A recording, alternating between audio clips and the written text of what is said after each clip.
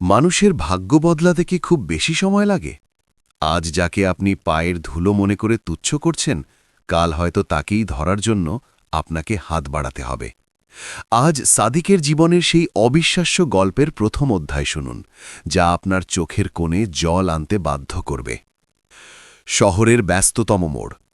চারদিকে দামি গাড়ির হর্ন আর মানুষের কোলাহল। এই কোলাহলের মাঝেও সাদিক যেন এক জীবন্ত লাশ।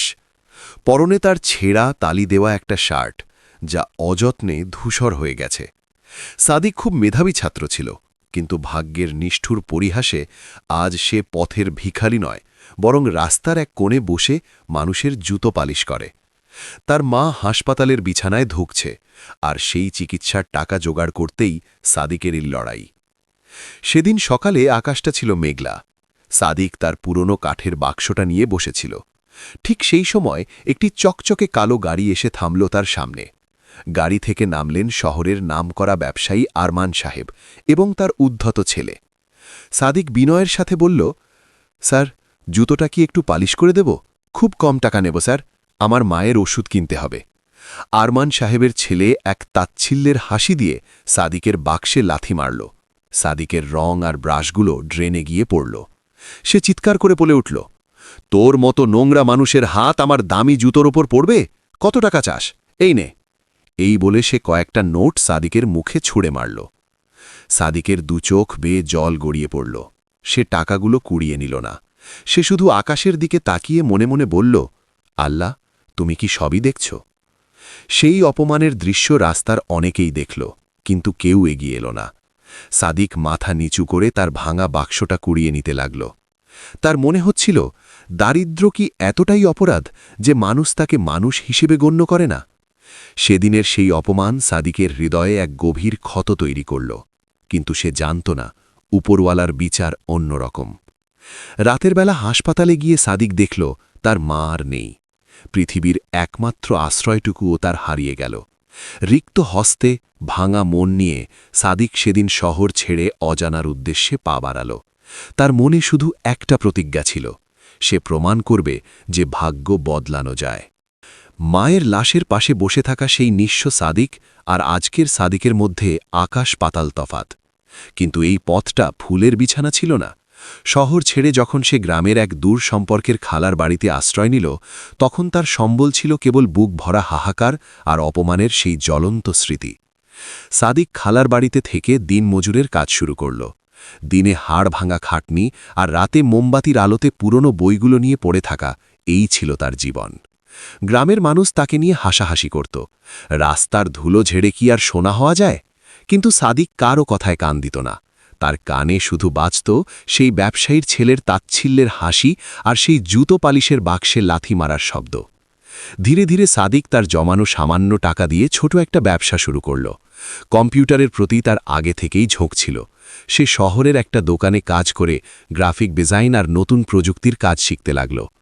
না খেয়ে না ঘুমিয়ে দিনের পর দিন সে শুধু নিজেকে তৈরি করেছে। তার চোখে তখন কোনো ক্লান্তি ছিল না, ছিল শুধু এক অসম্ভব জেদ। 5 বছর কেটে গেল।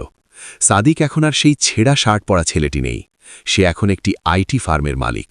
তার বুদ্ধি আর পরিশ্রম তাকে পৌঁছে দিয়েছে সাফল্যের এমন এক শিখরে যা কেউ কল্পনাও করতে পারেনি। সে এখন কোটি টাকার মালিক, কিন্তু তার মনে অহংকার বিন্দুমাত্র ঠাঁই পায়নি।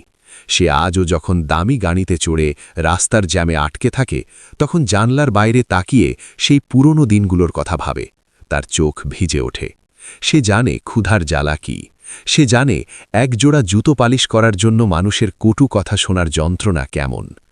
একদিন সাদিকের অফিসে এক মধ্যবয়স্ক লোক আসলেন। তার চেহারায় দারিদ্র্যের ছাপ স্পষ্ট।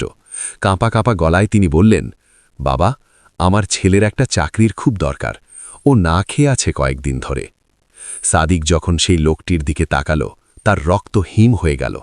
এই তো সেই আরমান সাহেব, যে একদিন দামি গাড়ি থেকে নেমে তাকে অপমান করেছিলেন। সময়ের আবর্তে আজ সেই অহংকারী মানুষটি তার সামনে সাহায্যের জন্য হাত পেতে দাঁড়িয়ে আছেন। আরমান সাহেব সাদিককে চিনতে পারেননি, কিন্তু সাদিক সেই চোখ দুটো ভোলেনি। সাদিক চেয়ার থেকে উঠে দাঁড়াল। তার বুকটা ধক করে উঠল। প্রতিশোধ নেওয়ার এই তো মোক্ষম সময়।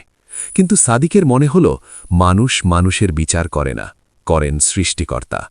সাদিক শান্ত গলায় বলল, চাচা, আপনার ছেলেকে আগামীকালই আমার অফিসে আসতে বলবেন। আরমান সাহেব অঝরে কাঁদতে লাগলেন। তিনি জানতেন না, যাকে তিনি একদিন পায়ের তলার ধুলো মনে করেছিলেন, আজ সেই ধুলোই তার মাথার ওপর ছাদ হয়ে দাঁড়িয়েছে। ভাগ্যের চাকা কিভাবে ঘুরে গেল তা সাদিক নিজে অবাক হয়ে দেখছিল।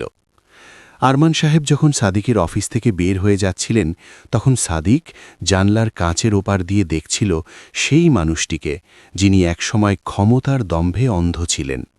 আজ তার কাঁধ দুটো নুয়ে পড়েছে, পরনের কাপড় মলিন। সাদিকের মনে পড়ে গেল সেই বৃষ্টির দিনটির কথা, যেদিন তার মা চিকিৎসার অভাবে মারা গিয়েছিলেন, আর এই মানুষটির ছেলেই তাকে লাথি মেরেছিল। পরদিন আরমান সাহেবের ছেলে, সেই উদ্ধত যুবকটি অফিসে এলো। তার নাম রায়হান। রায়হানের চোখে এখন আর সেই দম্ভ নেই, আছে একরাশ লজ্জা আর অসহায়ত্ব। সে জানত না সে কার কাছে চাকরির জন্য এসেছে। সাদিক তার চেম্বারে রায়হানকে ডাকল। রায়হান ভেতরে ঢুকে মাথা নিচু করে দাঁড়িয়ে রইল। সাদিক তার ড্রয়ার থেকে একটা পুরনো রং চটা পালিশ করার ব্রাশ বের করে টেবিলের ওপর রাখল। রায়হান অবাক হয়ে ব্রাশটার দিকে তাকিয়ে রইল। সাদিক শান্ত গলায় বলল, চিনতে পারছেন এটা? 5 বছর আগে এই ব্রাশটা দিয়েই আমি আপনার জুতো পালিশ করতে চেয়েছিলাম। আপনি সেদিন আমাকে লাথি মেরেছিলেন, মনে আছে? রায়হানের মুখ ফ্যাকাশে হয়ে গেল। সে থরথর করে কাঁপতে লাগল। সে বুঝতে পারল আজ সে কার সামনে দাঁড়িয়ে। সে ভয়ে আর লজ্জায় কথা বলতে পারছিল না। সাদিক চেয়ার থেকে উঠে তার সামনে গিয়ে দাঁড়াল। সাদিক বলল, সেদিন আপনি শুধু অপমান করেননি, আমার বেঁচে থাকার শেষ সম্বলটুকু কেড়ে নিয়েছিলেন। আমার মা মারা গিয়েছিলেন টাকার অভাবে। আমি সেদিন প্রতিজ্ঞা করেছিলাম, একদিন আমি প্রমাণ করব যে রাস্তার ধুলো ও সোনা হতে পারে। রায়হান হাউ মাউ করে কেঁদে উঠল। সে সাদিকের পা জড়িয়ে ধরতে চাইল, কিন্তু সাদিক তাকে থামিয়ে দিল। সাদিক বলল, আমি প্রতিশোধ নিতে শিখিনি রায়হান। আমি জানি ক্ষুধার কষ্ট কি। আপনার বাবার চোখের জল আমি সইতে পারিনি। আজ থেকে আপনি এই কোম্পানির ম্যানেজার হিসেবে কাজ করবেন, তবে একটা শর্ত, প্রতিদিন অফিস শেষ করে আপনাকে রাস্তার কোনো এক গরিব মানুষকে সাহায্য করতে হবে। রায়হান বিশ্বাসের চোখে সাদিকের দিকে তাকিয়ে রইল। এটা কি সত্যি? যে মানুষটিকে সে ঘৃণা করত, সেই মানুষটিই আজ তাকে নতুন জীবন দিচ্ছে? এটাই কি সেই অবিশ্বাস্য মোড়? জানেন, আজ আমার অনেক টাকা হয়েছে, বড় গাড়ি হয়েছে, নামি দামি সব আছে, কিন্তু নেই শুধু আমার মা।